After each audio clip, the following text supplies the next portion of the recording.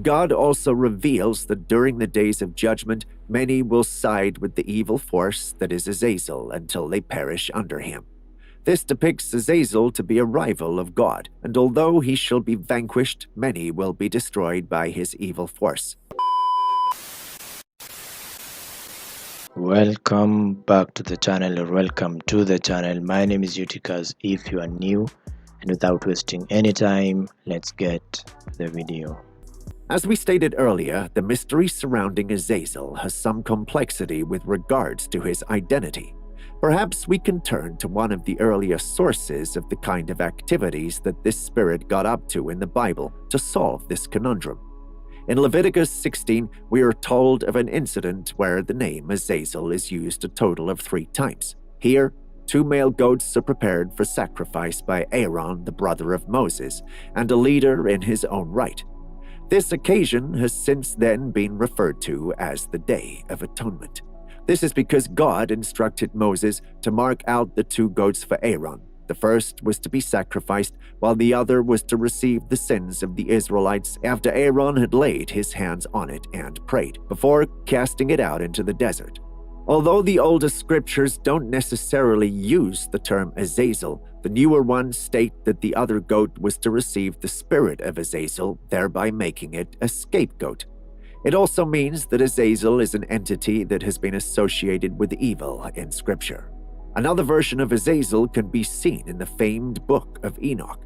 For those that do not know, the Book of Enoch is not only filled with the secrets of astronomy and astrology, it's also filled with tales that provide more details about the reasons for the great flood that swept through the entire world, leaving only Noah and his family and a pair of every animal on earth floating in an ark until the great flood subsided. As detailed in the pages of the scripture, there was a time following the removal of Adam and Eve from the Garden of Eden that mankind began to flourish. Life was good, and God wanted it to stay that way, so he charged a group of 200-odd angels known as the Watchers, or the Sons of God, to observe the humans and watch as they developed while never intervening in their activities. Unfortunately, the Watchers succumbed to the temptation as the beauty of the human women was too much to ignore. Despite being dissuaded by their leader Azzazil, who also succumbed to this lust for the flesh of women, the Watchers descended from the heavens to take the humans as wives. Inevitably, this led to corruption, as the Watchers not only copulated with the women, which created the giant hybrid monsters known as the Nephilim, they also taught the human beings that God had no intention of giving to the humans, things like magic, sorcery, cutting up of roots, and alchemy. However, despite the other atrocities that were going on during the genesis of the history of mankind, none of the Watchers seemed to be as damaging as the Watcher known as Azzazil. He was the one who showed no interest in the women like his brothers. Instead, he seemed to revel in the further corruption of man. He was the one who taught mankind how to manipulate metals and paints, thereby giving them the ability to make weapons and wage wars amongst each other.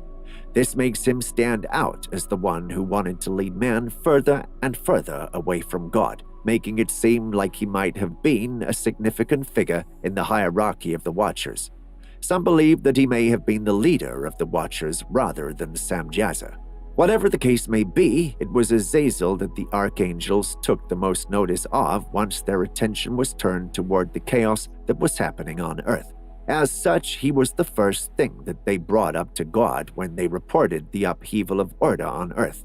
Following this, after sending other angels to handle other matters concerning the Watchers' activities on earth, God specifically instructed Archangel Raphael to cast and bind him before flinging him into the darkest pits in the desert of Judea till the end of eternity. Furthermore, the prophet Enoch also told him of his fate and that he'll never have peace for his malice of mankind. However, this might not be the end of his story, as in 3 Enoch, the Rabbi Ishmael was said to have ascended into the heavens where he ran into an angel named Metatron, who revealed himself to be Enoch. Metatron informed Ishmael that after his ascension into heaven during the days of the Great Flood, he ran into Azzazil along with 2 other angels.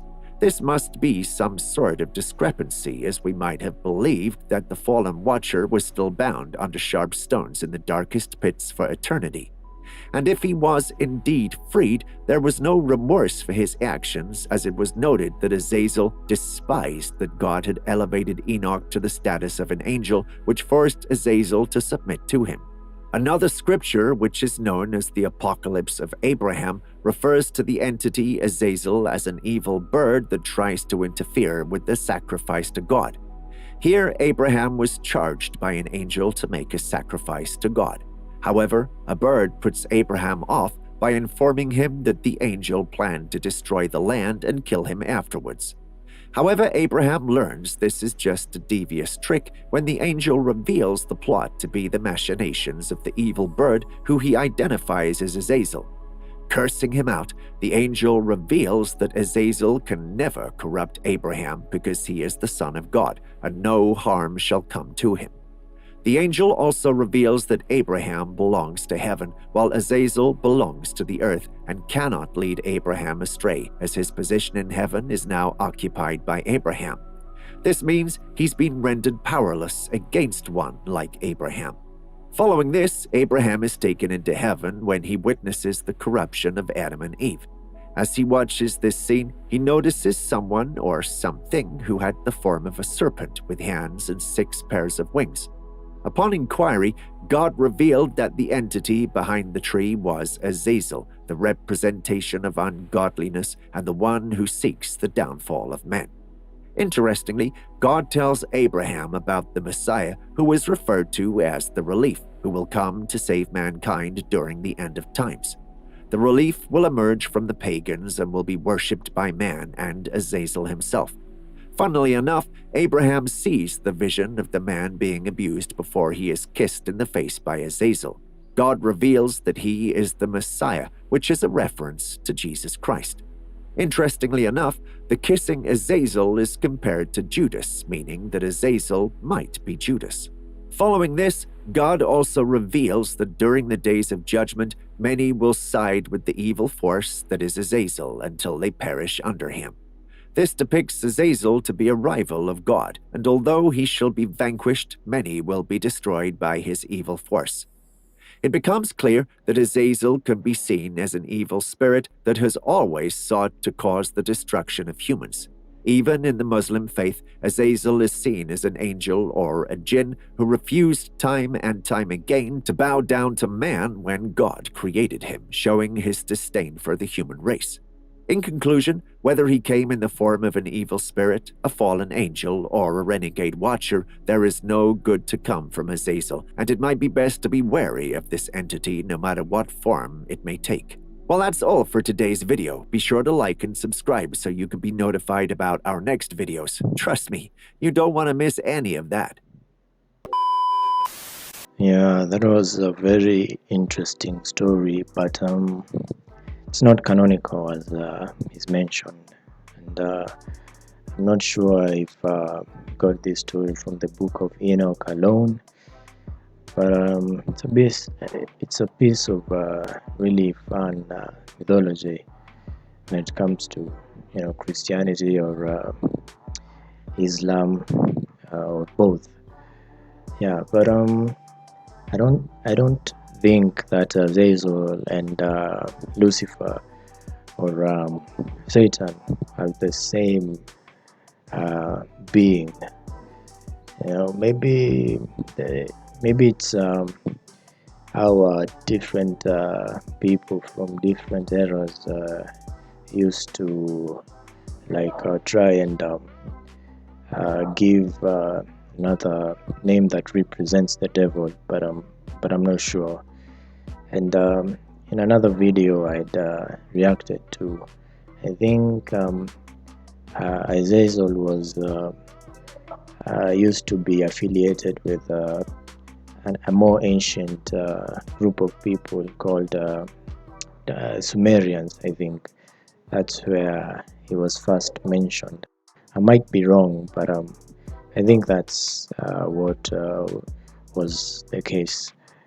And yeah, There's Azzazil, and there's Lucifer, and the devil, which people tend to think are the same entity.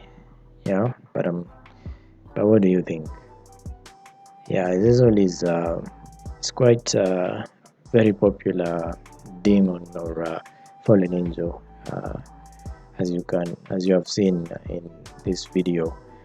But yeah, maybe I'll do another video about the book of Enoch, that and try and find out more information about Azzazil. But don't take this video at face value. You should always go and do your own research. I think that's the best way. I try to find as interesting videos as possible, and I hope this one was one of them. Yeah, but what do you think? I'll leave down the link to the original video. And before I go, I remember watching a video that explained where the name Lucifer came from, and it's not where you might think it's from. Lucifer means light bringer, and it was used by the Greeks. So it's a fun bit of information to know. Yeah, and yeah, thank you for watching, and see you amazing people in the next video.